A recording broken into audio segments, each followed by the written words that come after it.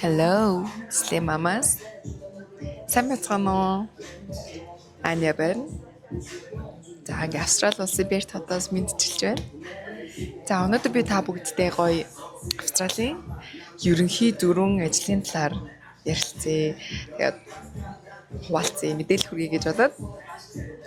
За энэ маань юу байх вэ гэхээр яг seasonal casual, part-timer, full-timer гэсэн юм дөрвөн ерөнхий ажлын талаар бас мэдээлэл хүргэе гэж бодсон юм аа. Тэгээд энэ Австралид яг манай Монголоос ажлууд нь арай өөр байдаг. Тэгээд анх энд ирээд ингээд энэ над ямар ажил юм бол энэ casual гэдэг нь юу гэдэг юм бол амар мэдгүй зүйлүүд айгүй их байсан. Тэгээд багаар хүмүүс чинь дасаад мэдээд тулаад ирэхээрээ ийм учиртай ажил хийсэн дээ штэ. Тэгээд тэр тусмаа тэр ажил нь ээжүүдэд бид нарт ямар хэрэгтэй ажил гэж oh my god нэрэ хүүхдүүдээ харахын хажуугаар ээжүүдэд орлого олох боломж, цалин авах боломж, ажил хийх боломж болтон гэдэгт үнэхээр хайр. Угаасаа гэртээ сууж байгаа эмэгтэй хүн хүүхдээ харж байгаа эмэгтэй хүний сэтгэл зүй ямар байдаг вүлээ? Бүгдээрээ л мэднэ. Ээжүүд бүгдээрээ зовлон нэгтэй, жаргал нэгтэй. Яг адилхан. Тэгэхээр би энэ гурав хүүхдээ харахын зэрэгцээ яаж ажиллаж орсон, ямар ажлын төрлүүд байдаг гэдгийг хуваалцмаар санагдсан юм аа.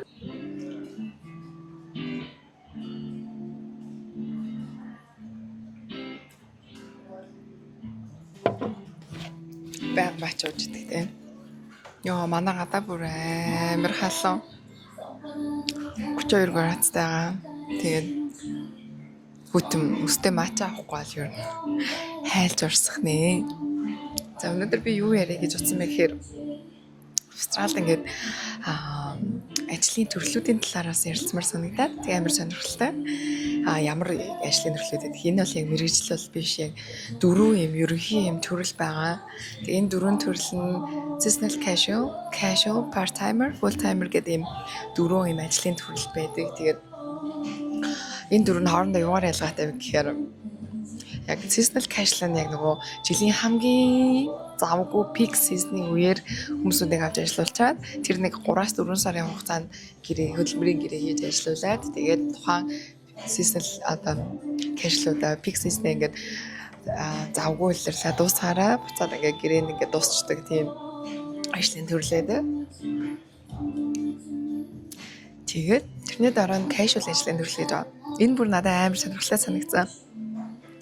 Яад вэ гэхээр ингээд манайд бол ингээд цагийн ажилтай эсвэл ингээд нэг бол бүтэн цагаар ажилладаг эсвэл ингээд хувийн бизнес эрхэлдэг ч юм уу тийм ингээд юм хуваагдсан байдаг бол энд яг юм casual гэдэг ажил бүр ингээд амар сонирхолтой санагдаад би ирээд мэдтгүү. Тэр хамгийн анх casual гэж энэ ямар ажил хийлээд байд юм бол гэд судлаад үзсэн чинь casual гэдэг нь яг юм оюутнуудад эсвэл ингээд давхар өөр part-time ажил хийж байгаа хүмүүс эсвэл ингээд давхар олон ажлыг зэрэг хийх боломжийг олгодог тийм ажлын төрлөлээ. Тэгмээд энэ нь бас аягүй сонирхолтой.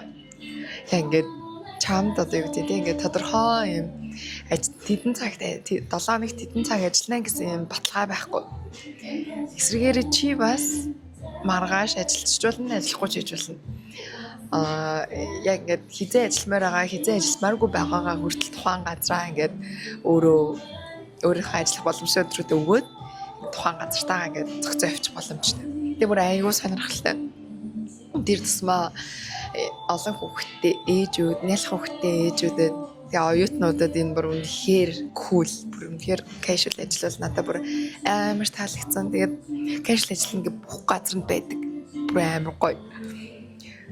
Офис ажилтж байна, үйлчлэгээний ажилтж байна, ритейл дэлгүүр дээрч байна. Тэгээ ингээд бүх ажилт нь casual ажлууд байж байгаа юм байна. Тэгэхэд ингээд энд анх ирээд ингээд 3 хүүхэдтэй дээрээс нь оюутан магистраар сурж байгаа. Магистраар 4 хичээл авч үзсэн чинь ингээд full time student гэж явдаг. Тэгэхээр бүр ингээд аягүй хичээлтэй байдаг. Бүр би даалт маш ихтэй байдаг. Тэгээд сургууль дээр очиж суух лекц юунод багш хичээлүүд бүр аягүй ихтэй байдаг. Тэгээд би За ингээл Монголд ч ингээл байнга ажилдаа яж байгаа л байнга урлагтай яж байгаа л энэ дээрээс гинт оюутан болол ажилгүй болсон ч бүр амар сонир мэдрэмж авдаг. Бүр амар сонир байсан надаа. Яг нэг юм оюутан болсон юм шиг. Оюутан болохоор л нэг юм өсөөж гэдэг юм уу тийм ингээл тийм брок мэдрэмжтэй байдаг шүү дээ. Яг нэг буцаад нэг тийм оюутны мэдрэмжийг аваад тэгээ надаа ингээд эхлээд бол айгуу гоё эслээ ингээл хичээл хийгээл хүүхдүүдэд зөөгөөл энд чинь ингээд бүх ингээд амьдралаа ингээд дасгах гэж бас ингээд айгуу хугацаа орж байгаа. За тэгээд нөгөө 18 наснаас хойш ажилласан хүн чинь ерөөсөө ажилгүй сууж чаддгүй. Тэгээд ажил хайж эхлээд тэгээ casual гэдэг ажил авсан ба. Тэнгуут одоо жишээ нэг хоёр хүүхэдтэй бол за нэг part time ч юм уу тийм ингээд full time ажлуудыг бол зохицуулчихна. Ер нь бол гарын дор 3 хүүхэд гэхээр бас зохицуулахад арай жоохон хүндрэлтэй санагдаж эхлээд тэр нь одоо надаас маш их цаг зарцуулаад байна л да. Би ингээд хүүхдүүдээ зөөхөд хичээлд нь хүргэж өгөхөд өглөөнийх нь ланчийг хийхэд цаг гаргахад хүмүүжүүлэхэд надаас ингээд аягүй их зүйл ингээд шаардаж гараад байна. Тийм болохоор би за ингээд casual ажилланаа хамгийн тохиромжтой байна гэж анх бодоод тэг casual ажлыг ингээд би бол сонгож байсан. Тэгвэл одоо ингээд эргээ харахаар casual ажил ингээд хүн болгонд амар гоё боломж олгосон юм шиг надад санагддаг. Тэр тусмаа ээжүүдэд бүр ингээд гэртээ байхдаа онлайнаар хийдэг casual ажлууд маш их байдаг. За ингээд хүүхдүүдээ хүргэж өгчөөд яг ингээд хичээлтэй байхад нь өглөөнд тийм энд хүүхдийн хичээл 8-аас эхлээд 3-аас таардаг бол яг тэр хүүхдээ сургуульд явцсан байх хооронд нь ажиллах casual ажлууд ч юм уу. Тийм гутаа яг ингээд өдөр болгон биш тэр нь ингээд 7-нд 2-3 өдрөөр ч юм уу тийм. Эсвэл ингээд оройн цагаар ч юм уу. Ингээд өөрийнхөө бүр амьдралын хэм маягтай өөрийнхөө ажлыг менежийг зохицуулж чаддаг нь бүр үнэхээр so cool санагдсан. За тэгээд ийм casual ажил байд юм байна. За part time бол бүгдээр ойлгомжтой тийм ээ. Part time гэтээ ингээд яг Монголд нөгөө цагийн ажилтан гэхээр ер нь casual-тэй адилхан бол явчихдаг. Энд тэгсэн чинь part timer нь ингээ арай өөр. Одоо ингээд үүрэг хариуцлага буюу одоо ингээд гэрээнийх нь хөдөлмөрийн гэрээ ингээд яг full timer ажиллаж байгаа хүмүүстэй адилхан болж ирэнгуутаа хамгийн гоё зүйл нь ингээд 7 хоногт хамгийн ихдээ би 3 өдөр л ажиллая. Тэгээд 1-р, 3-р, 5-р зөвхөн ажиллана. Ингээ ажлын цаг маань өглөө 9-өөс орой 3 болтол ч юм уу 4 болтол ажиллана гэдгээ нөгөө газараа тохирч байгаа юм бол яг тэр цагаараа л тэр өдрөө л ажиллана. Бусд үедээ гоё одоо юу гэдэг нь ингээд өөр ажиллах хүмүүсд нөр ажиллаа, өөр casual ажил хийгээ явчихсан юм байна. Миний хувьд бол яг бусад үед хичээл хийгээ явчихсан. Тэгээд гутлаа амар гоё цагаа ингээд хүүхдүүдээ сургуульд өгчөөд тарах хүртэл амжуулдаг. Тэгээд ажил таваасан гут яг хүүхдүүдээ авдаг гэж юм уу тийм ингээд өөрийнхөө цагтай ажлыг менеж хийх боломжтой байдаг нь амар гоё санагдсан. Тэгээ part timer болчоороо цалин тогтмол тэгээд дээрэс нь яг нөгөө нэг юм бүтэн цагаар full timer ажиллаж байгаа хүмүүстэй яг адилхан одоо юу гэдэг нь тийм ингээд жилийн ээлжийн амралтаа авдаг. За тэгээд бас нөгөө ийм цалинтай чөлөө авах боломжтой бүх юмнууд нь ингээд яг full timer-тэй адилхан бол эхэлчихдэг надад бас part time айгу зүгээр санагддаг. Тэгээд ийм 4 төрлийн ажил байна. Миний хувьд бол ингээд анх Австрал ирээд seasonal casual-аар эхэлжсэн. Тэгээд бүх газар руу ингээд акад явуулаад маш удаан баг 6 сарыг ингээд ажил ороход зарцуулж ирсэн. Тэг яг нөгөө юм энд байгаа биш Монголд байгаа хүмүүс ч юм уу те ингээд харахаараа ерөөсөн ойлгох одоо ингээд ойлголтын зүг рүү амар их гартай. Тийм болохоор ингээд ийм 4 ажил байд юм байна, ийм байд юм байна, ингэж орд юм байна гэж хэлэхээр бас сонир сонсогдчихэж магадгүй. Гэхдээ яг Австрал ирэхийг төлөвлөж байгаа ч юм уу, эсвэл хүүхдүүдээ сургах гэж байгаа ч юм уу, өөрөө гэр бүлээрээ ирэхээр төлөвлөж байгаа Австралыг сонирхож байгаа хүмүүс байх юм бол бас сонирхолтой болов гэж бодоод энэ мэдээллийг оруулж байгаамаа. Энэ нөгөө Гэртээ хүүхдээ хардаг ээжүүдэд давхар орлого олох боломж ер нь айгүй хүнд байдсан шүү дээ. Тэгээд уусаал хүүхдээ харж байгаа ээжүүдийн сэтгэл зүйн ямар байдаг вүлээ? Нэг нь өвдвөл яадаг вүлээ? За хүүхдүүд сургууль цэцэрлэгт ороход яах вэ? Тэгэл ер нь ингээд бүх ээжүүд яг адилхан давах даваатай яг адилхан жаргал зовлон нэг байдаг. Бүр ингээд үнэхээр нэг байдаг. Тэгээд хүүхдийн тав 2 3-аас дээш болоод ирэхээр үнэхээр бас ээжүүдээс чаленж гарч эхэлж байдаг. Тэгээд энд одоо намайг ажилтай байлгаж байгаа, орлоготой байлгаж байгаа намайг миний ингээд одоо хэлийг сайжруулж байгаа, өөр ингээд туршлага хөрөмтлүүлж байгаа одоо юу гэдэг тийм ингээд юм үйлчлэгний салбарт ажиллаж байгаа маань өөрөө айгүй их зүйлийг надад өгч ийн л доо.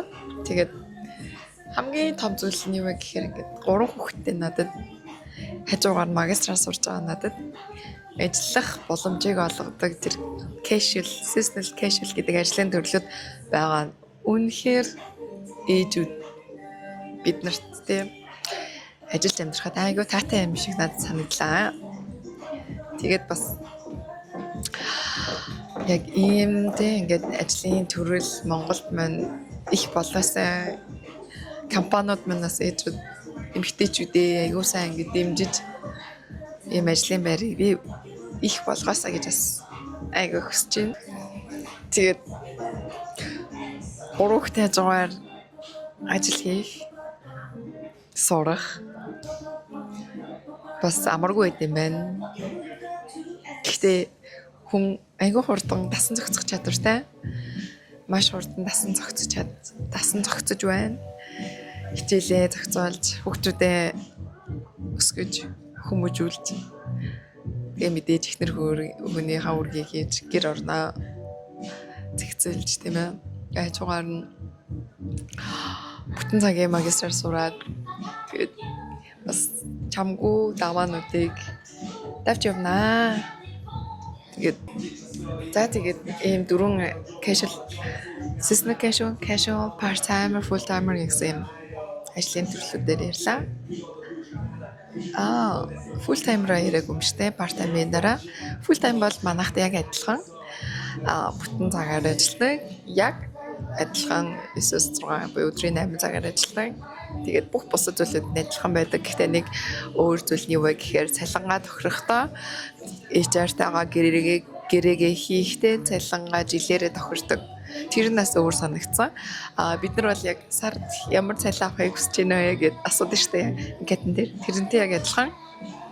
Сарын 7 хоногийн гэхгүйгээр яг жилийн цалингаа ярилцаад тэгээд хоёр тал happy win-win зарчмаар гэрээгээ хийхдээ тэгээд бүтэн цагийнхаа ажилд ороод явт юм бэлээ. Тэгээд ингээд ажлын 4 төрлийн талаар хуваалцлаа. Тэгээд дараагийнхаа бичлэгээр би Австралийн анкет нь Монголынхоос ямар өөр үдийн тэгээ анкета юун дээр анхаарах хэрэгтэй байдیں۔ Тэгээд ажлын ярилцлага буюу тэ интервьюгийн талаар бас оруулах сонирхолтой санагдаж магадгүй. Тэгээд анх ажил ороход ямар шат амжилтыг авдیں۔ Дээрээс нь ямар ажлын ярилцлагын төрлүүд байдیں гэдгийг бас дараагийн бичлэгтээ би хуваалцъя. Тэгээд тэр бичлэгээ би удахгүй хийнэ. Тэгээд өнөөдөр надтай хамт байсан баярлалаа.